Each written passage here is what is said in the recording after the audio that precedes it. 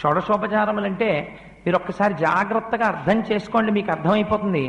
మొట్టమొదటిది ధ్యానం, రెండవది ఆవాహనం, మూడవది ఆసనం, నాలుగవది పాద్యం, ఐదవది అర్ఘ్యం, ఆరవది స్నానం, ఏడవది వస్త్రం, 8 యజ్ఞోపవీతం, 9 గంధం, 10 పుష్పం, 11 ధూపం, 12 దీపం, 13 నైవేద్యం, 14 తాంబూలం, 15 నీరాజనం, 16 మంత్రపుష్పం.